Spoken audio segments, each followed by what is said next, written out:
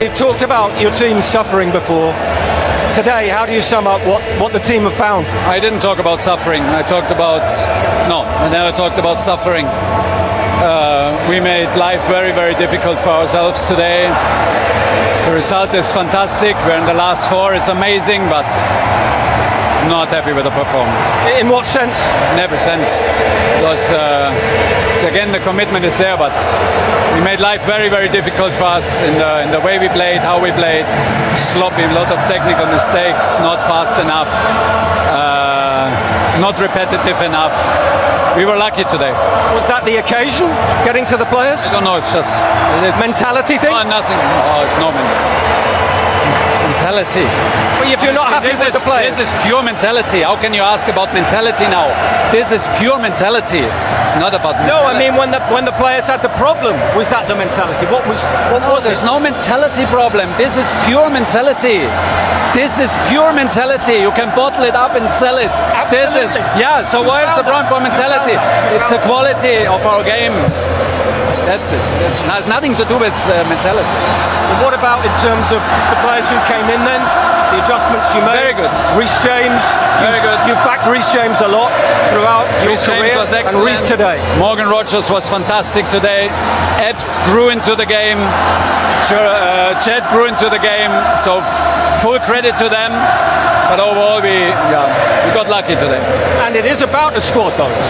You said it would be about the squad. Yeah, but it's also a bit about quality. We need to play better. Okay, what about Jude Bellingham and his quality? Enough said. He does it every single match. World class. And how do you sum up now what your team need to find if you're not happy today for a semi-final? You are in a World Cup semi-final. Yeah. We will get better. We need to get better. Now it's celebration, and now it's taking it all in. We have 3 days. We need everything. We need better performance. Well, enjoy it. Well done. Through to a World Cup semi-final. What got you there today? Character, perseverance. Even when things weren't working, we found a way to win the game again. Whether it's in 90, 120, we'll get everything we've got. You saw that whoever was ready to come on came on and smashed it. So so proud of this team once again in a World Cup semi-final. Was it a victory in many senses for the squad, for the depth? Definitely, it was a victory for everyone. I keep saying it. This is whole country wins. Everyone who's behind us, all the players that are here, staff. Credit to everyone. It's a huge shift by everyone.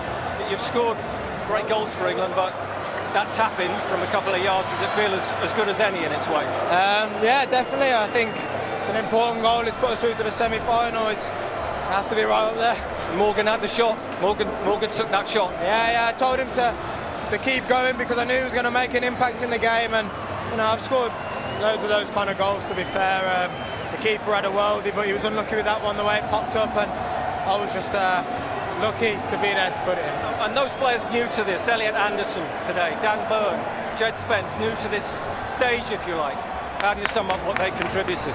Warriors didn't look like they were new to it.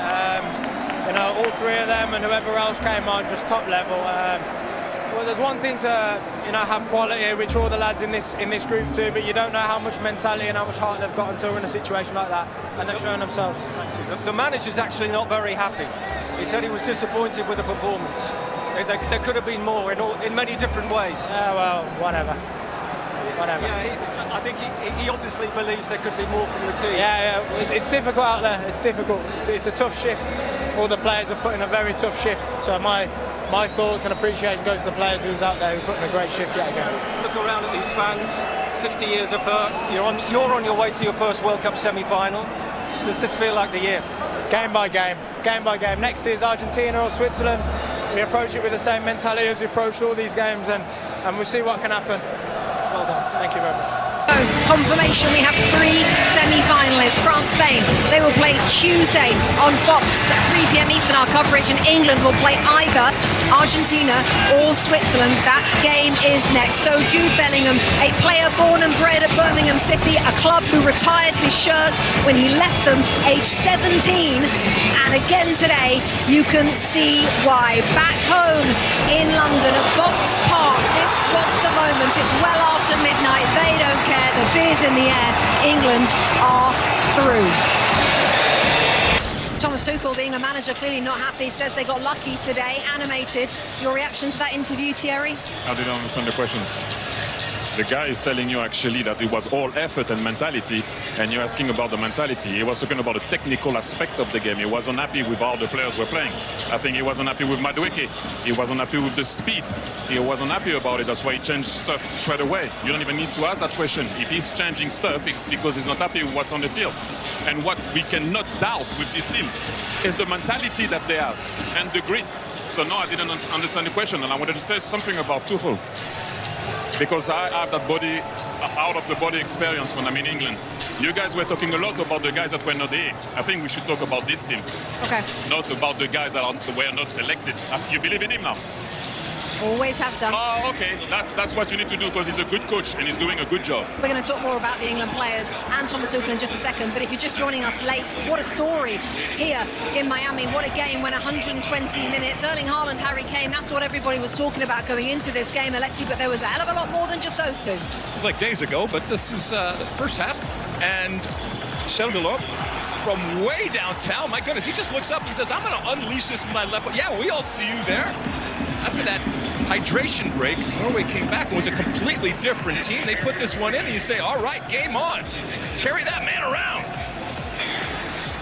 All right, we want some more. Okay, 2v1. This is it, possibly go up 2-0. I know T's going to talk a little bit more about this here. Sorla says, I'm going to take it. Well, he's going to just go for a walkabout here, and ultimately it fizzles out, but a huge, huge loss to opportunity.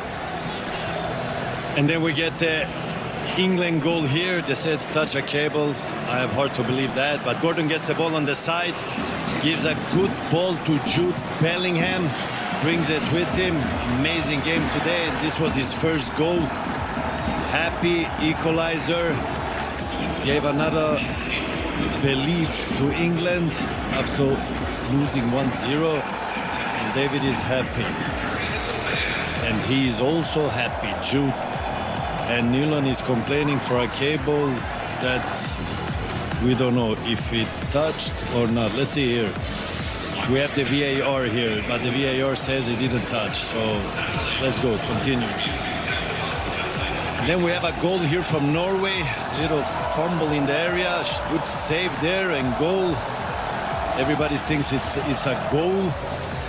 But the VAR says Haaland pushes the English player, and the referee said final decision, no goal. A lot of pushing.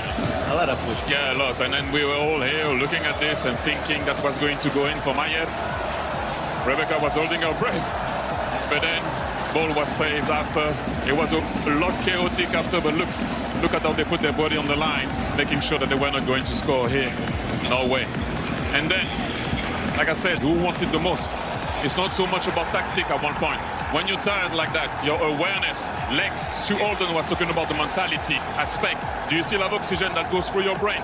He's aware. Jude Bellingham, he's aware that's nothing to do with tactic, with nothing. That's mentality. That's what we were talking about, and the coach was wanting. He wants it. And he appears, he scores. Boom. How you say? Bam. Bam. There you go, Jude Bellingham. Take a bow. Well done, son.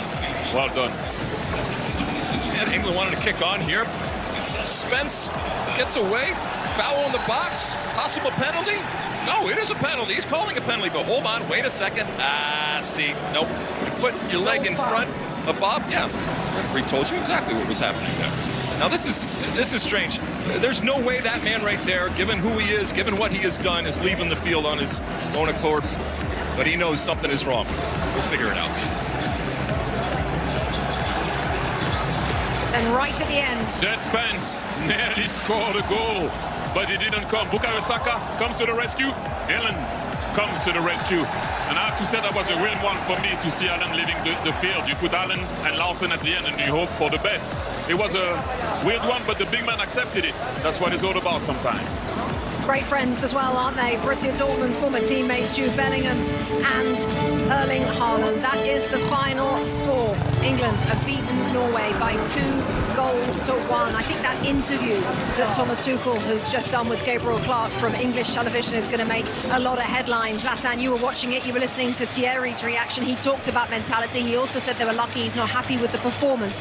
Your reaction? I said before the game, the team hasn't performed, they haven't played the best game they can play. They haven't performed the best way they can, but they have been showing fighting spirit. They showed it against Mexico with one guy less. They showed it today. They showed it in the other games where they were losing the games during the game. And the way you combat is mentality. They haven't been the best. And Tuchel said already in the beginning, we're going to get better and better. So he sees it himself. And he's not afraid to answer the question because he has personality and character. Not many coaches does that. So props to him, and he did good because he said exactly the truth and how it is. Because sometimes they don't want to see the real picture of what's happening on the pitch. But he gave direct answer, and they should follow and listen because the coach is world class, and he's not afraid. He's not afraid. He didn't pick up stars to the team for the World Cup if they are stars. He picked a collective team to do it together, and they show it every game. They do it as a team. Then obviously you have Jude, you have Kane. If it's not Kane, it's Jude. They have been doing amazing stuff.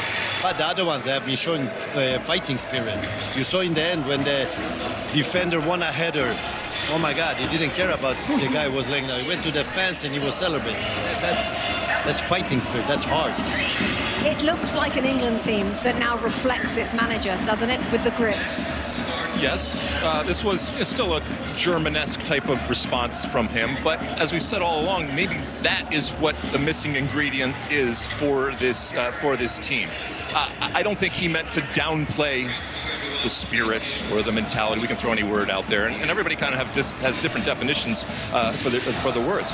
But I think in that moment, he wanted to remind everybody that there's still a lot of work to be done, and in essence, to get back on top of that hill, they still haven't done anything. Now, I'm sure he will go back and he will look at different moments and he will praise different players in different ways. But I think he recognizes that if they're going to play 2 more games, let alone win 2 more games, they're going to need to be much, much better individually and collectively. And the coach is not afraid. He made 2 changes in halftime. I would change Maduka after 20 minutes. But he did it in halftime and the team became better. So he sees the things. So it's not that he doesn't know. You've talked about Bellingham, we've talked about Kane. There were good performances, weren't there, from England all over the field, and the substitutes coming on. Who would you pick out, Thierry, as well as Kane and Bellingham in that game? Thomas Tuchel. They took Declan Rice also off. Nobody does that usually. I don't know what's happening. I don't know what's the thing. I don't know what happened. He was sick during the week, I think, as well. I think that's very, very important.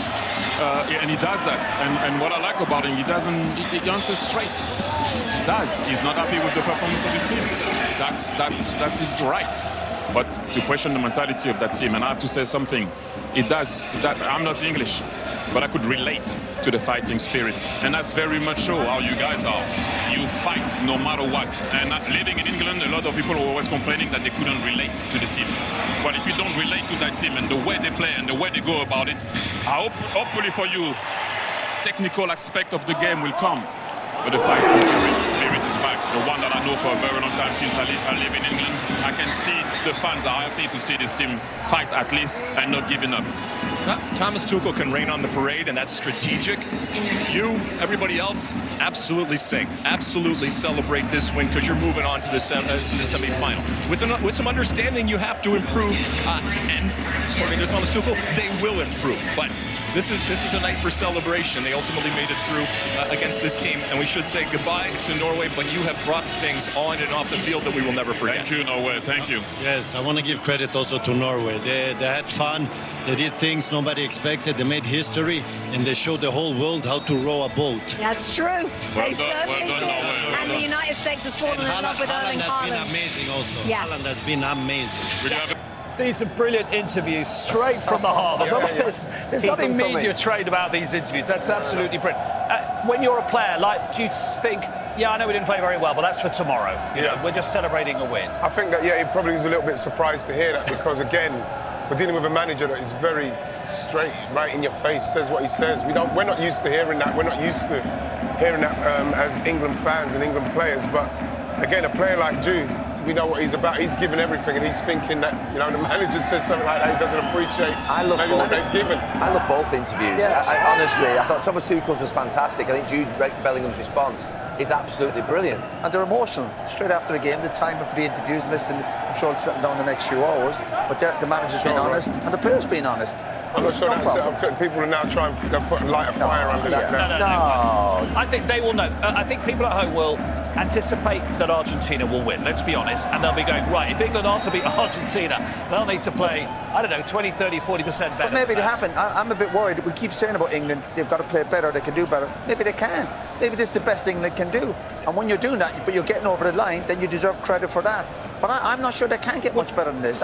Because we keep saying it, the few games we could pick holes in them, but what we do say is they've got a couple of world-class players who keep getting them out of trouble. And maybe that would be enough for them. Who knows? Maybe there's not many. So you wouldn't worry about necessarily feeling we have to play better? Well, I think they do if they're going to play Argentina, maybe France or Spain. I do think they have to play better to beat them. But why are we suggesting they can get better? Maybe this is the best of England. There's no way we can. I don't know. I know it's against Norway. How many times have we said that? I know, Roy, but I think that we've got players who can perform better than that, and that's what I think Thomas Tuchel is trying to say there, Gary. I know what he's saying, right? I know what he's saying, but can it happen if you know what I mean? We've not looked at collective unit, to be fair, during the whole tournament from a point of view of sort of like knitting the combinations together and rhythm of passing and possession. What we have looked like, we've got an exceptional individual or two in Bellingham and Kane. And by the way, what you've just seen there in those two interviews are massive egos. You only get that when you've got world-class players and world-class managers, because you need to be exceptional to do what those two have just done. And it's brilliant that England have got those two. And to challenge each other. You need a player to challenge the players to challenge a manager, and the managers come back with the players.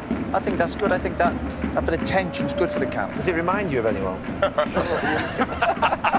But in all seriousness, that's how you got better. You played in a great team. Is that how you get better? That you might sit there after a game at Old Trafford, you won 2-1, I don't know, against Leicester, with respect to Leicester, and you go, that wasn't good enough. We need to be better. Yeah, but the good players. Is that what happens? Yeah, the good players, the good dressing rooms know that anyway. Yeah. You will know that. You have to enjoy the victories. Of course, in England will enjoy it, and the players deserve huge credit. But when the managers get that message across to you, the players will know that. And I think Jude just after the game, he's a bit spiky after the game, but he'll understand what the manager's It does get you going, to be honest, Gal. Sorry, guys. I remember George Graham, even when we'd won, he'd come in and he would just hammer everyone.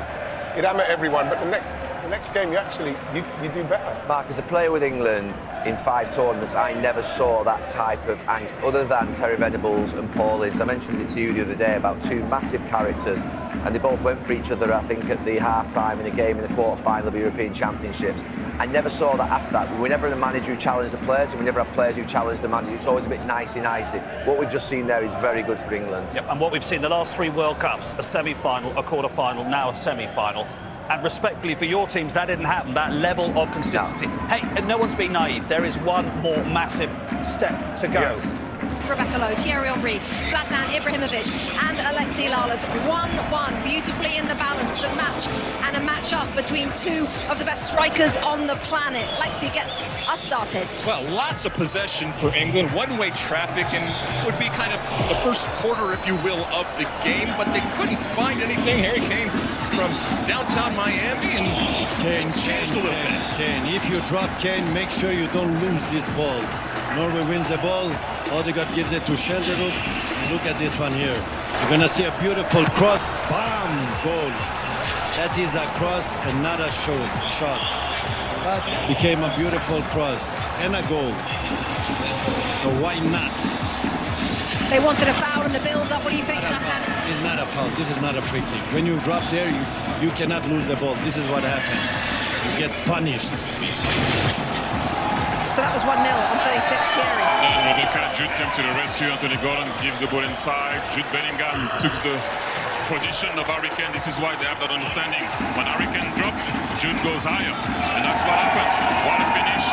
He falls down to make sure that the ball was going to stay on target. 1-1, but one thing shocked me. Solo, when you go in the 2v1, give the ball. If you give the ball to Allen, he changes the game. You let a team breathe like England, they will punish you.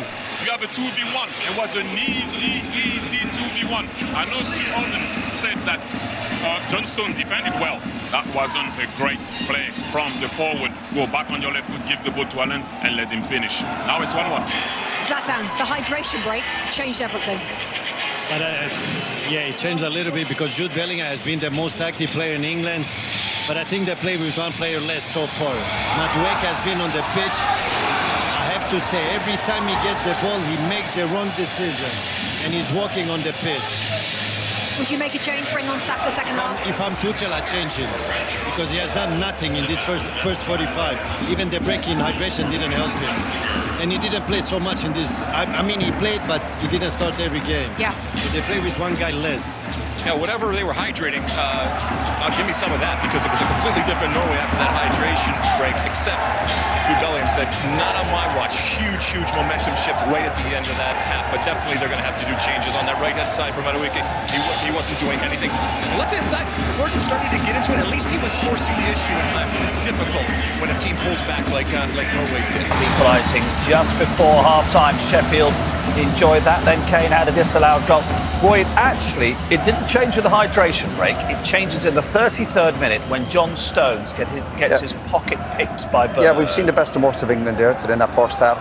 They got sloppy, lost concentration. They gave Norway a bit of encouragement by being sloppy, giving the ball away. Again, you look at Stones. Maybe he's not obviously trying to get up to speed, and even his receiving skills there. Why is he even taking with his back to play?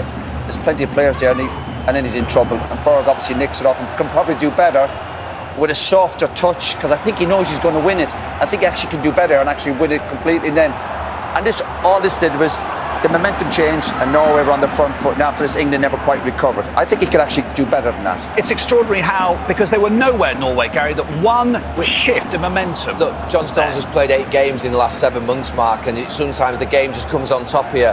Harry Kane wants a free kick. It's not a free kick. Absolutely not. And look, what I must say is from this point, England in the previous 2 or 3 minutes from that John Stones era, they really struggled. I think Norway had 26 passes, we had 1. Jordan Pickford's not going to want to see that go in the back of his net. That's a cross, Gary. It's unfortunate, but it is a cross. It's a cross, but the goalkeeper has to save it. I mean, that can't go in your net from there. Just I think this does he pull his hand away? I think he thinks it's going up. He's going wide, Gal. I feel you've got to put your hand on that. You know, you can't take your hand away. But doesn't the freak nature of it slightly let Pickford off the hook a bit, that a taller goalkeeper would save that? Mate, yeah, well, absolutely, a taller keeper would save it. But I think that if a ball's coming in your vicinity and you've got the opportunity to touch it, I think you do touch it because he's got his angles wrong if he feels that he's got to take his hand away from that. So obviously people are going to always say about the size of him, but like, you know, it's a poor one. The goalkeepers union would probably defend him a little bit, but he'd be disappointed with that. He's setting high standards, he's got to do better. England were really rattled, weren't they? And they just needed a moment where they calmed down and regrouped, and they did, to be fair. Well, we mentioned the right back for Norway, we mentioned Anthony Gordon. That's where England's main threat is, and I'll hand over to Wrighty for the finish, because Jude Bellingham, you are an absolute star. But this pass from Anthony Gordon, when you play from wide areas, either as a fullback as a winger, that pass in, you're in business. It's just the touches there, Cougs. It's the touch, because obviously when he gets this on the edge of the box, the defender's very worried about his touch, and is he going to get the touch? If he touches him, is he going to go down?